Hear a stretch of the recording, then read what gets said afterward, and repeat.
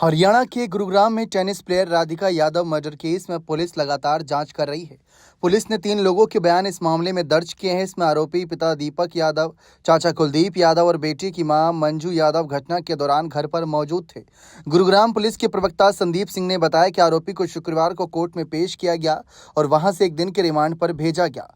Police की FIR के अनुसार सेक्टर 57 की रहने वाली राधिका के पिता दीपक यादव ने अपने बयान में कहा कि उनकी बेटी के कैरेक्टर पर लोग सवाल उठाते थे।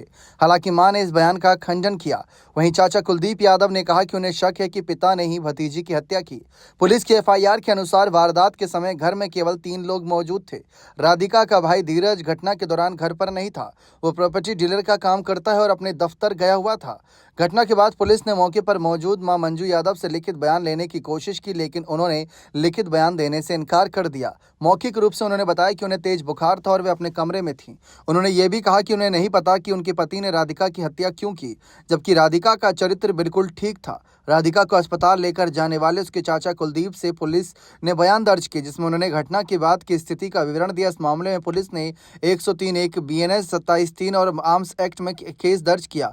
थाना सेक्टर 56 के एसएचओ इंस्पेक्टर विनोद कुमार ने बताया कि केस की तफ्तीश जारी और आरोपी को जल्द ही गिरफ्तार कर लिया जाएगा। राधिका के चाचा कुलदीप यादव ने पुलिस को बताया कि वे अपनी पत्नी सीमा यादव और बेटी अनमोल यादव के साथ मकान के ग्राउंड फ्लोर पर रहते हैं, जबकि उनका भाई दीपक पहले फ्लोर पर परिवार सहित रहता है। घटना के समय कुलदीप अपने घर पर ही मौजूद थे।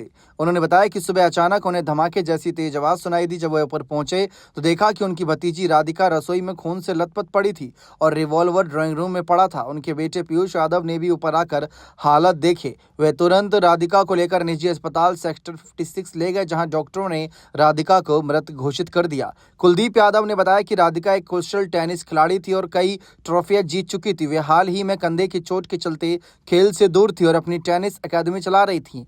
उन्होंने संदेह जताया कि रिवॉल्वर उनके भाई दीपक यादव की लाइसेंस 32 बोर की ही थी और हत्या भी उसी से की गई। उनका यह भी कहना है कि परिवार में ऐसा कोई झगड़ा या कारण नहीं था जिससे हत्या की वजह बन सके। घटनास्थल से खून के सैंपल, रिवॉल्वर, खोखा कारतूस, एक जिंदा कारतूस और स्वैब साक्ष्य एकत्र किए गए। रिवॉल्वर को फूड रैप पेपर में लपेटकर पुलिस के सामने प्रस्तुत किया गया।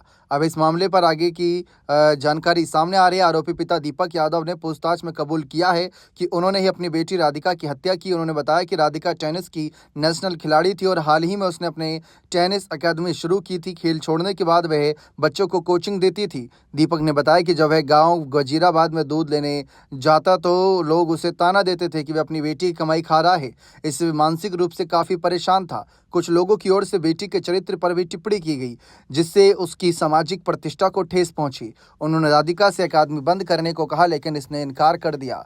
इन्हीं कारणों से वे लंबे समय से तनाव में थे और उसी तनाव और सामाजिक अपमान की भावना में उसने अपनी लाइसेंसी रिवॉल्वर निकालकर रसोई में पीछे से 3 गोलियां बेटी की कमर में मार दी। इंस्पेक्टर विनोद कुमार की देखरेख में केस की तहकीकात की जा रही है।